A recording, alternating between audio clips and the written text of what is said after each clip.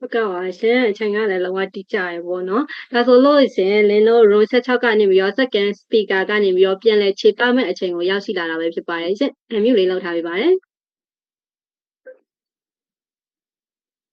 Hello အားလုံးမင်္ဂလာပါကျွန်မကတော့စေပညာနယ်ပယ်မှာ9နှစ်ကျော်တွေ့ကြုံရှိပြီးတော့စင်ကာပူရဲ့အဖိုးအဖွားဆောင်ရှားမှုအပိုင်းမှာပါအလုပ်လုပ်နေတဲ့သူတယောက်ဖြစ်တဲ့ Room 16ရဲ့ second speaker မက်ဆေ့ချင်းချင်းဖြစ်ပါတယ်ဒီကိုကျွန်မရဲ့အလုပ်ကိုဘာကြောင့်မိတ်ဆက်ပေးရတဲ့ဆိုလို့ရှင်ပေါ့နော်အနားယူခြင်းကလည်းကျမကြီးနဲ့ဆက်ဆက်နေရကြောင်းကျွန်မမိတ်ဆက်ပေးရခြင်းဖြစ်ပါတယ်ဒီနေ့ဒီဘေးမှာတော့ကျွန်မကိုယ်တိုင်ရဲ့အတွေ့အကြုံသူတေသနာမှတ်တမ်းအနေနဲ့သိပ္ပံနေကြချက်လက်တွေကိုပေါင်းပြီးတော့အပြင်ထွက်အနားယူခြင်းကပိုကောင်းနေဆိုတဲ့သဘောထားကိုတေချာထောက်ခံပြီးတော့အခိုင်အမာနဲ့ရှင်းပသွားမှာဖြစ်ပါတယ်ကျမရဲ့အလုပ်ကပေါ့နော်အဖိုးဘွားတွေစီမှာကျမအမြဲတမ်းကြားနေကြစကားတစ်ခုရှိပါတယ်အိမ်ထဲမှာနေရတာမလန်းဆန်းတော့ဘူးအပြင်လေးမှာလမ်းထွက်လျှောက်ရရင်အနားယူရရင်ဒီဝမ်းလဲမှန်မယ်ခေါင်းလဲကြည်တယ်နှိမ့်ချိုက်စွာလဲအိပ်ပျော်တယ်ဆိုတဲ့စကားကိုအဖိုးဘွားတိုင်းစီကနေကျမကြားရပါတယ်ဒါအပြင်ပေါ့နော်လက်တွေ့သူတေသနာမှတ်တမ်းတွေမှာလည်းထောက်ထားရှိပါတယ်ကဘာတဝမ်းမလုံးမှာပေါ့နော်စေချမ်းမာရီသူတေသနာအရာတပတ်မှာအနည်းဆုံး2ကြိမ်အပြင်ထွက်ပြီးတော့အနားယူတဲ့သူတွေဟာစိတ်ဖိစီးမှုကို40%ရှိ40%လောက်ထိကိုပဲပေါ့နော် short ချနိုင်တယ်ဆိုတာကိုလည်းပဲဖော်ပြထားပါတယ်ဒါကိုပေါ့နော်အပြည့်အဝထောက်ခံပါတယ်ဘာလို့ဆိုလို့ရှိရင်သူတစ်ပါးကိုကျမကြီးယူဆိုင်မှုပေးနေရဲ့ကျမကိုယ်တိုင်တော့မှပဲနိုင်ပေါင်းများစွာရှုပ်ထွေးလာတဲ့ operation room နဲ့ duty တွေထွက်လာပြီဆိုလို့ရှိရင်အပြင်မှာလေကောင်းလေတန့်လေးရှူလိုက်ရရင်ကိုပြန်ပြီးတော့လန်းဆန်းသွားတယ်ပေါ့နော်ခုနတော့ကsecond speaker ပြောတဲ့အဆိုတင်ထားတဲ့ကိုထပ်ပြောတဲ့ရောက်ဆိုလို့ရှင်ပေါ့နော်အခုကကျမတို့ကအမြဲတမ်းဒီ covid ဆိုတဲ့ကာလမျိုးအမြဲတမ်းကြုံတွေ့နေရမှာမဟုတ်ပါဘူးလူတွေမှာပေါ့နော်ဒီဥနှောက်မှာ serotonin နဲ့ dopamine စတဲ့ feel good hormone တွေထွက်လာဖို့အရေးကြီးရပေါ့နော်အဲ့ဟော်မုန်းတွေထွက်လာပြီဆိုလို့ရှိရင်လူတွေက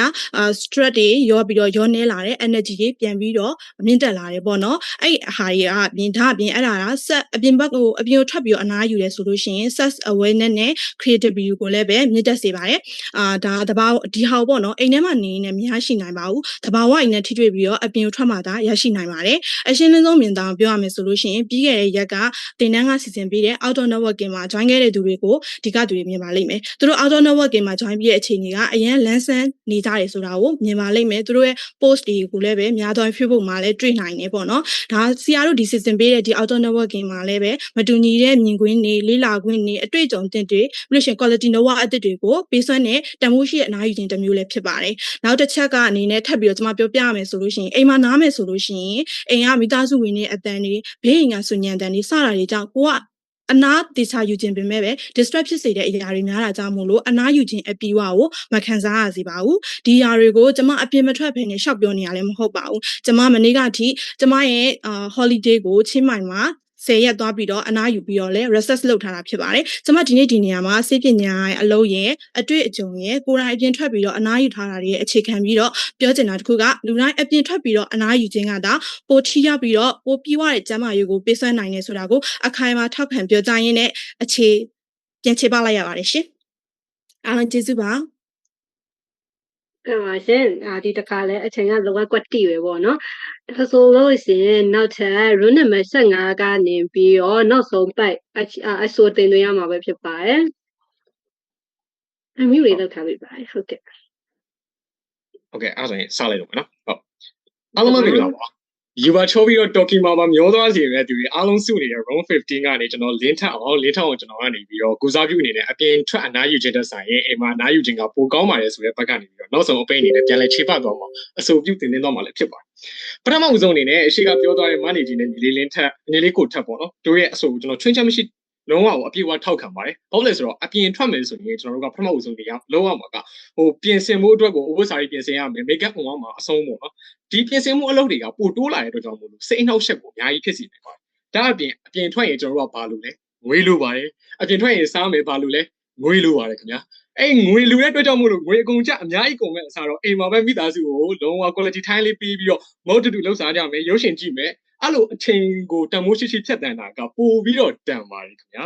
ဒါအပြင်ဆက်စချင်းတို့အပြင်ထွက်ပြီးဆိုတာနဲ့စပြီးတော့ရင်ဆိုင်ရမှာကပုံဝင်တင်ကပြီး air pollution နဲ့ sound pollution တွေပါပဲဒီဟာတွေကစိတ်အပန်းပြေဖို့သွားတယ်ဆိုပေမဲ့စိတ်အပန်းမပြေတဲ့ကိုယ်စိတ်အနှောက်အယှက်ပို့ပြီးတော့ဖြစ်စေနိုင်ပါတယ်ခင်ဗျာဒါအပြင်ကျွန်တော်တို့ကအိမ်မှာနေနေလည်းကျွန်တော်တို့က physical exercise တွေလုပ်လို့ရတယ်ဥပမာပြ cardio ဆော့တာတို့နောက်တစ်ခုကကျွန်တော်ယောဂကျင့်တာလို့စသည်ဖြစ်ပေါ့နော်ဒါတွေကိုလေးချိန်ကလုပ်လို့ရတဲ့အတွက်ကြောင့်မလို့လဲ physically ရလဲကျန်းမာရေးနဲ့လည်းလုံးဝညီညွတ်တယ်ပတ်စံနဲ့ကုန်ကြတက်တာပြီးတော့ထိရောက်မှုလည်းရှိပါတယ်ခင်ဗျ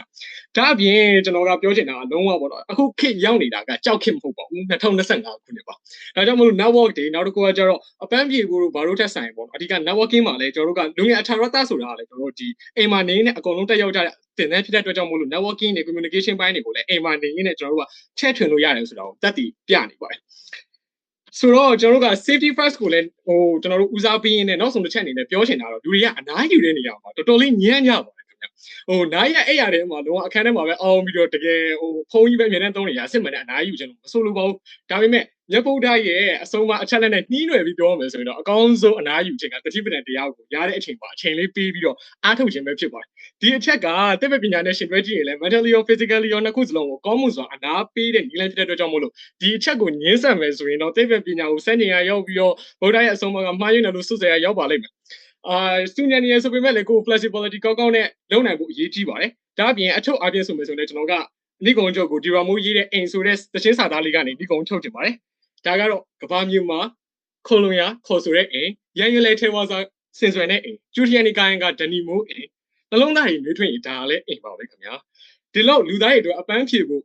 နှွေးထွေးလုံခြုံပြည့်စုံလို့နဲ့နိဗ္ဗာန်ပုံလေးဖြစ်တဲ့အိမ်လေးဆိုရင်ဒီဟာလေးရှိမှတော့ကျွန်တော်အပြင်ထွက်စရာမလိုပါဘူးခင်ဗျာဒါကြောင့်မလို့မမီးရဲ့အိမ်လေးမှာပဲအချိန်တစ်ခုပေးပြီးတော့တတိပဒံတရားကိုအားထုတ်ခြင်းဒါမှမဟုတ်လေမိသားစုနဲ့ quality time တွေကိုအချိန်ပေးပြီးတော့တိဆောက်ရင်းနဲ့အနာကောင်းကောင်းယူနိုင်ကြပါစေကောင်းမွန်တဲ့အနာယူနိုင်ကြပါစေပြောကြရင် Rose 16ကအကူအမများကိုကျွန်တော်ကတရားချတရားပြဆုံးမဩဝါဒပြောကြရင်လည်းဏိကုံကံပဲအဆုံးသတ်အပ်ပါတယ်ခင်ဗျာအားလုံးကိုကျေးဇူးတင်ပါတယ်ကဲပါရှင်နောက်ဆုံးနဲ့အာရပါရအစိုးတင်သွင်းသွားခဲ့တယ်ပေါ့နော်ဒီအာရပါရအစိုးတင်သွင်းသွားတဲ့အပေါ်ကို Rose တွေကနေပြီးတော့ဘယ်လိုမျိုးအာရပါရပြန်လဲခြေပမလဲဆိုတာဖန်ကြည့်လိုက်ပါမယ်ရှင်အမျိုးလေးလောက်ထားပေးပါရယ်ဟုတ်ကဲ့တော့အားလုံးပဲမင်္ဂလာပါနောက်တော့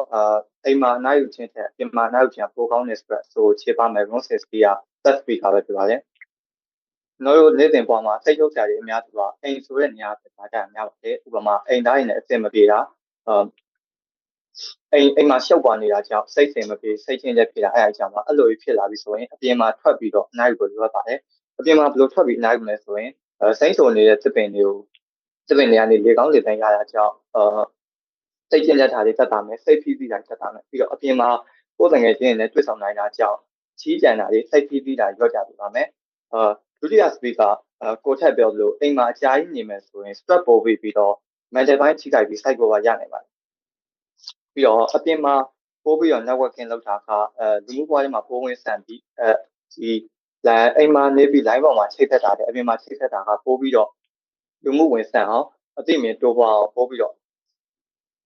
့အသိဉာဏ်ပိုင်းဆိုင်ရာတိုးတက်စေပါတယ်ပြီးတော့ဒုတိယ speaker ကိုလင်းထအောင်ပြောတဲ့အပြင်သွားရတာပြင်ဆင်မှုတွေပို့တိုးတယ်ငွေတွေပိုးကုန်တယ်ဆိုရင်ပန်းညံသွားရလောက်ကတော့ make up ပြင်ပြပတ်သက်ယူစရာမလိုပါဘူးပြီးတော့ပန်းညံသွားရဖျားသွားလောက်ကတော့ make up ပြင်ပြပတ်သက်ယူ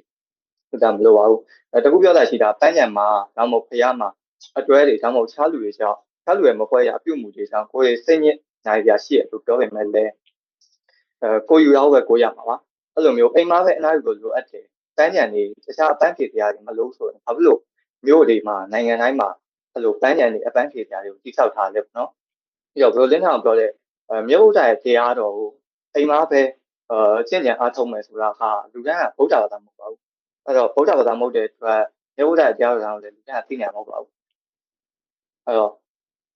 ့ကိုယ်အိမ်ရတာစကားခုရှိပါတယ်အပန်းဖြေဖို့အကောင်းဆုံးနေရာအိမ်နဲ့အဝေးဆုံးနေရာလို့ဆိုလိုပဲပတ်သက်ကိုရေးလို့သုံးနိုင်တဲ့လူတွေတစ်သေးတွေအကုန်လုံးကအိမ်ကောင်းကောင်းရှိပါလက်နဲ့ဘာလို့အလဲပတ်တွေအများစုလို့ထပ်နေကြလဲဆိုရင်ဒီစိတ်ရှုပ်စရာကောင်းတဲ့အိမ်ကနေထွက်ပြီးတော့စိတ်ရှုပ်စရာကောင်းတဲ့အိမ်ကနေထွက်ပြီးတော့အပြင်မှာနောက်ကျင်ပိုးပြီးတော့ကောင်းလို့ပဲဖြစ်ပါတယ်ဆိုတော့စိတ်ရှုပ်စရာကောင်းတဲ့အိမ်မှာဒီတိုင်းထိုင်းပြီးတော့အနားယူတာချက်ကျေပန်းနဲ့စိတ်စုံနေတဲ့မျက်ခင်းပြင်ထဲမှာအနားယူတာကပိုးပြီးတော့စိတ်အနားယူရမယ်ဆိုတော့စိတ်အနားယူရမယ်ဆိုတော့ပြောရင်လည်းဒီအခြေကိုဒီမှာပဲပြီးတော့ချော်ပါတယ်ဟုတ်ကဲ့ပါရှင်အခုဆိုလို့ရှင်နောက်ဆုံးအခြေဘက်ကနေပြီးတော့နောက်ဆုံး speaker ကလည်းအတက်အနေကိုပြန်ပြီးတော့ခြေပသွားပြီပေါ့နော်ဒါဆိုလို့ရှင်လင်းတို့ရဲ့ပထမဆုံးအချီကတော့ပြီးသွားပါပြီဒီ row 50နဲ့ row 60ပြိုင်ပွဲဝင်ခဲ့တဲ့အပေါ် comment ပေးမဲ့သူလေးတယောက်ရှိပါတယ်ရှင်